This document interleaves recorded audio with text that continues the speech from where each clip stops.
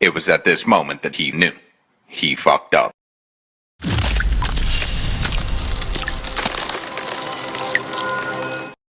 Alright guys, this one's going to be doing a review today. This one's going to be doing a review for Dexter New Blood. This one is my next review for Season 1. This is for Season 1 finale and I guess series finale. This one is for Dexter New Blood, Episode 10, titled Sins of the Father. So, well, you almost got it right. You almost did, you fucking fuckers. Like, what the hell, man? This season was flawless. This season was going perfectly.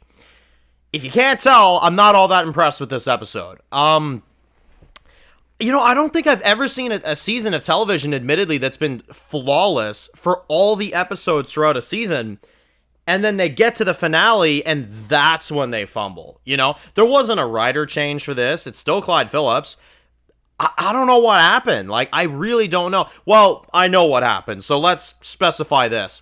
Apparently, this show was limited access, and they were only able to do 10 episodes, and there were no other seasons that they were going to do, right? I have heard that. So then Clyde Phillips kind of panicked and said, okay, I gotta kill Dexter off, which, yes, in this episode, they quote-unquote kill Dexter off. And that's why right now, currently, they are filming something called Dexter Resurrection, is because the fans were not happy with this episode's outcome. And holy shit, I'm not. I mean, actually watching it and going through it and seeing the execution, they absolutely fucked that up. Like, I am so grateful that this is not the outcome of Dexter. I'm grateful that this summer we get an actual continuation, because ain't no fucking way that's the end of Dexter. That is a pathetic death. I mean, that is a terrible, terrible death. So let's just kind of run through this. Let's give our thoughts, because this is our last review of any kind of new content for the Dexter binge, at least. After this, we're caught up on the Dexter franchise, so I guess that's a plus, right? We're caught up. We're waiting for new content now. But anyway, let's just jump in. This finale, so we've killed Kurt. We've done that. Really great conclusion there. So obviously we start with Dexter. His house is burned down. Him and Harrison's house is burned down. They're kind of getting information, gathering what they can and stuff like that. And, you have Dexter that stays with Angela and Audrey for the time being. And then, boom, Angela arrests Dexter right away. So I gotta say, I was vibing with it at first. I was like, okay, this is pretty crazy. She arrests him. She brings him in. Brings him in for questioning and stuff. And you're like, yo, Dexter is getting arrested. What the hell? Like, they made it a really dramatic thing. And, at first I was like, this is probably what it would be anyway. Dexter gets arrested, and potentially the ending of Dexter is him getting the death penalty. I always thought that's how Dexter would end, and admittedly, I think that's how Dexter should end. And I think that Clyde Phillips has mentioned that before as well, too. So when I saw this at first, I was like, I'm vibing with it, I'm enjoying it. But then, this is when the episode gets stupid to me. This is when the episode gets absolutely ridiculous, is when you've got Batista, which they bring up. Batista gets phoned in and is told that Dexter is alive, which was a seriously hype moment. We get Batista back, finding out that Dexter is alive after all these years. And he can finally get revenge on Dokes, LaGuerta, which was his ex-wife. And you see his reaction as Angela phones Batista, and she's like, listen, Dexter's alive, and, I've got him here in my office. And Batista's like, yo, what the hell, It's a really exciting scene. It's a really exciting moment when Batista finds out about that, and you're like, oh my god, what is going to happen next, And you've got Dexter that's locked up in this jail, and you got Angela that, goes out and stuff. Dexter's locked up in there, and unfortunately, Logan. Now, I love Logan, man. I really do. And unfortunately, he's too nice of a guy to realize that Dexter was playing him. Dexter gets him to bring him some water, and when he gets up to the prison bars, Dexter strangles him against the bars and hits him in the head a good few times against the bars, and Logan goes down, and Logan is killed. Dexter actually kills an innocent person. And I think that's the first time in Dexter history that he actually kills, a saint, just a normal guy. Logan was a chill, very nice, very humble guy. He kind of reminded me of Frank Lundy a little bit. He kind of gave me those vibes, you know what I mean?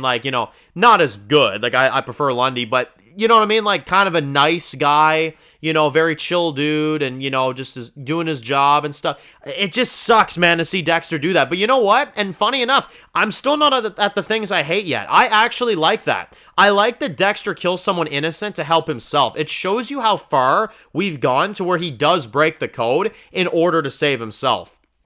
Now, here's when the episode falls apart, though.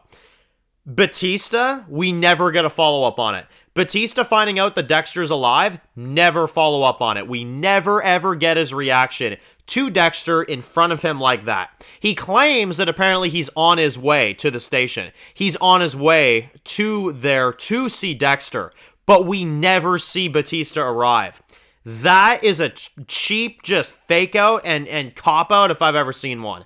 We don't even see Batista's reaction to Dexter. We find out, like, from his perspective, he finds out Dexter's alive, but he doesn't face off against Dexter. Absolutely ridiculous on the writers. And unfortunately, it gets worse because you've got Dexter that escapes.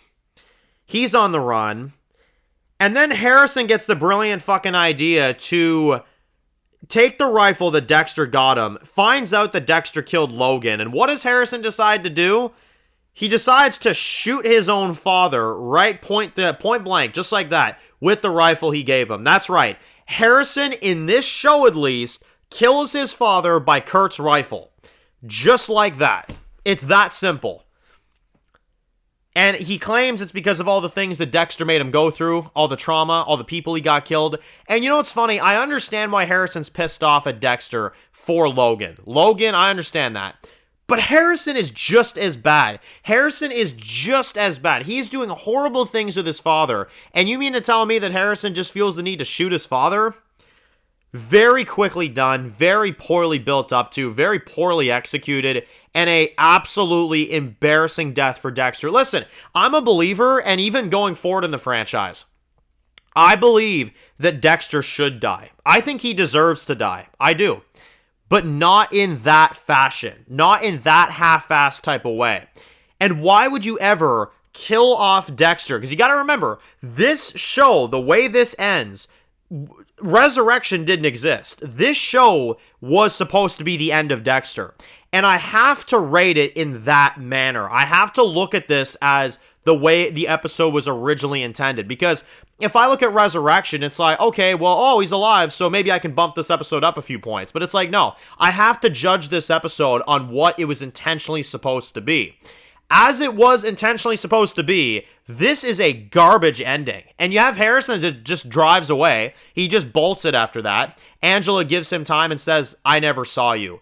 And just lets Harrison leave, And now Angela believes that, the whole Dexter thing is over because Dexter's dead. And I will say, and especially watching this, it's pretty clear Dexter's dead. When you look at him dead on the ground, you're like, how the hell does he survive that? It's unrealistic completely. But at this point, I'll take unrealistic if it means ending Dexter's character right. Because that, I will suspend my disbelief if it means that we bring Dexter back to give him a proper conclusion and an interaction with Batista. I mean, where the hell is this? Like, where's his interaction with Batista? Where's Dexter answering for this stuff? You can't kill Dexter like that, and you can't kill Dexter without having Batista confront him. Luckily, we know that Batista is in Resurrection, so we're probably going to get what we want. But at least in terms of this episode, the way it was intentionally supposed to go, Batista never finds Dexter, and Dexter dies, and Harrison just leaves, and Angela just believes case closed.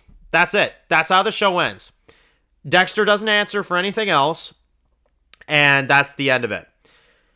Garbage, garbage, garbage conclusion. Like, seriously, garbage ending. I'm so grateful that that is not how it really ends, and they brought Dexter back. I don't care if it's unrealistic, I don't like resurrections in shows, but admittedly, this is not a character you can just do that to. I would honestly recommend them to resurrect him, so I'm glad they did, and I'm glad that this summer we get a continuation, and I can't believe this is the note I'm leaving it on. 4 out of 10 for this finale, but we're caught up on Dexter. That's it, y'all. We're caught up. So I thank you all for joining the reviews. I thank you all for joining the content on Dexter. We are now delving into a new era with Dexter on the channel. We got Original Sin still airing, so in a few days we're going to review that week to week for the last couple episodes. And we're going to do top 10s, ranking videos, lists, tier lists, all that stuff. So, if anything, the Dexter content is just getting started on the channel. So if Dexter is something that interests you, be sure to click the subscribe button if you're interested. And of course, make sure to follow me on Dan's Views Official on Instagram, guys. And of course, I'll see you guys really soon for more Dexter videos very soon. Enjoy the rest of the day, guys, and peace out.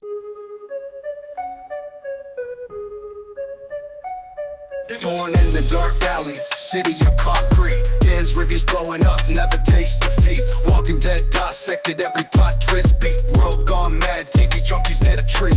Typing up scripts, marathon through the night. His opinions hit harder than a straight fight scene. Every episode, brain sharper than a knife. He's the beacon of critique, shedding TV light.